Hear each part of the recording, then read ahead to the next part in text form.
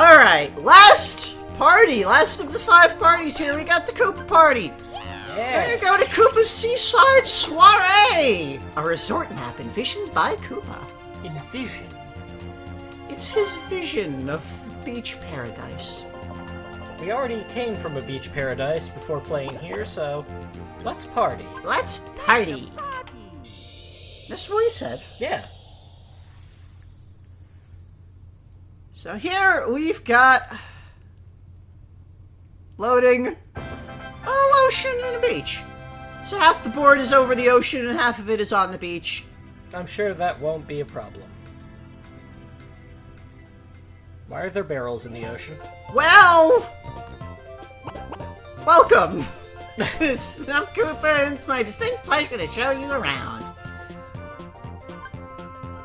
This board's a realization of my lifelong dream to build a beautiful tropical resort. Enjoy the laid-back atmosphere as you mellow out to my island groove and bask in its sights.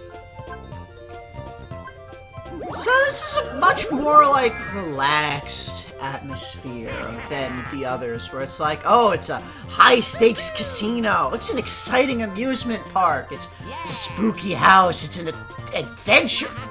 You're having a party. Relax, dudes. To truly appreciate the island, you'll need 10 coins. That's a little concerning. Now, welcome to my tropical paradise. You need some walking around money. There we go, here's the star. You'll need to collect 20 coins to claim it, as usual. So here's our board. Let's take the quick overview. As we saw before, you've got the half of the board in the ocean and half up top. It's got some weird little splits. Like, it's sort of a loop on the left and a loop on the right, with a couple of smaller loops in the upper corners on the beach. So here's our more clear view. So we start out, we've got this one happening space, we've got a shop there, it merges up with this path here. We've got the split where Koopa is over here with a whole bunch of happening spaces around. There are these little Koopa icons at the corners, and those will be important. There's a monkey with bananas at a split there. Down there, it loops back around. There's a mini game over in the lower left corner that comes back around to here. There's a treasure chest underwater among all of those barrels. Up here, it goes over to there. There's where the star is. There's this mini gate that lets you cross over. That's the only way to get to the Boo House here, just by passing through that mini gate. Up in the right side, there's the Lotto Shop in the upper right. Over past this other mini gate, there's this giant watermelon.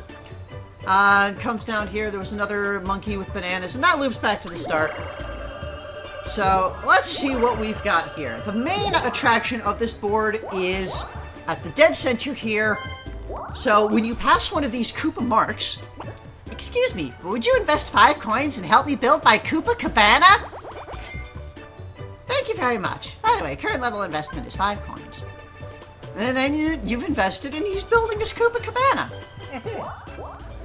And you know, they continue passing by, and if you don't have any coins, well, never mind. But it's 5 coins. So, you continue passing by, and if you don't even have 5 coins, he'll take whatever you've got. He'll ask for.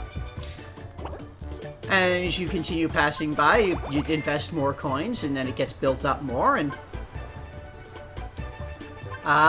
so this will be built up. There's a couple of different levels that gets like this kind of Oriental style mansion thing, and it gets even bigger into like this big hotel.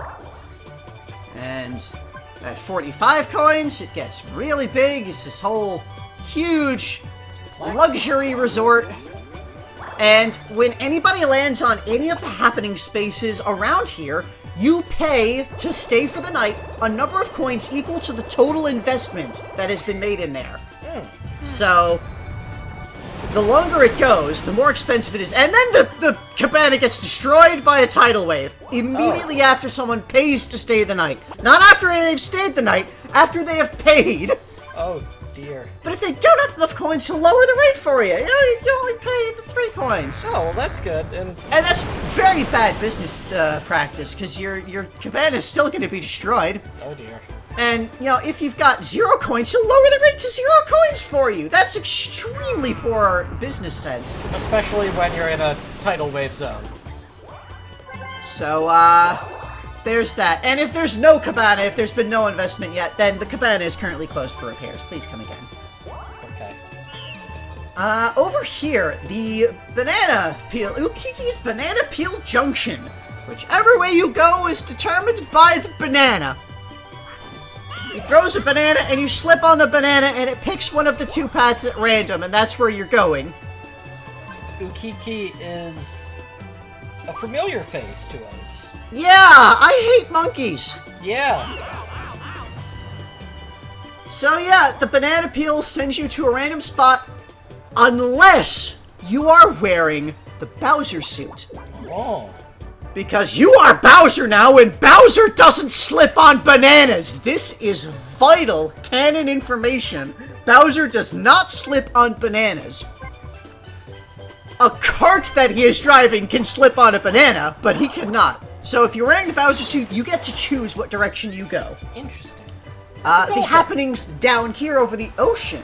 You land on the happening and you get a dolphin ride across to the matching space. There are 6 of these spots. And over here, it is entirely possible to get looped. Where you're on the one happening and you roll a 9 and you just get on this happening and go straight back to where you started. I saw Yoshi get stuck in that loop for like 10 turns once. So that's in the lower left. On the right side here, there's the pineapple dock.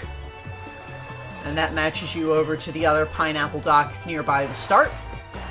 That's up by the cabana there. Correct me if I'm wrong, but is this the first time we've seen the Dolphins in the Mario series wearing snorkeling goggles? That depends on whether the Dolphins in Super Mario World are supposed to have goggles in their sprite. It's a little tough to tell.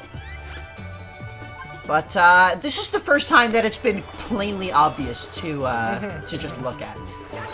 When you are doing the watermelon dock path, you get 3 coins. The dolphin will jump over the pier in the center, and you'll get 3 coins for doing that. Neat. And same thing, both directions. All of the happenings down here are the same thing in both directions, just you pass from the one dock to the other. So, down here, this mini game in the lower left, you've got all these little hands. Koopa here. Because here, it's fish fetch.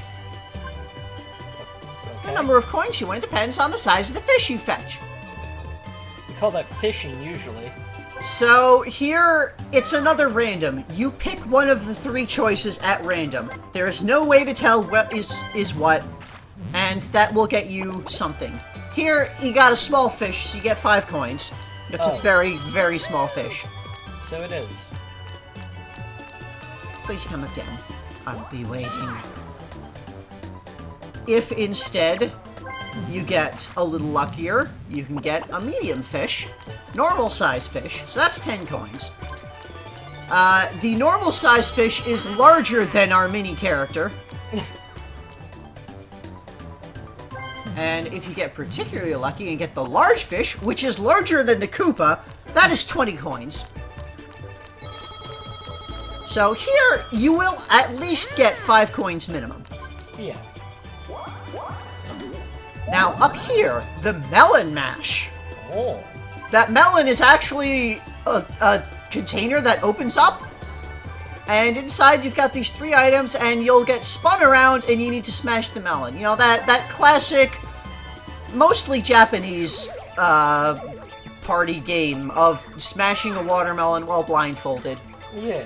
So, you pick a watermelon, but you are being turned around randomly. So, you can choose the direction yourself, but also every, like, couple of seconds it will randomly turn you. So, you know what melon has what item, so it's a matter of, like, picking the melon that you want and getting the selection right. Okay. with the turning there.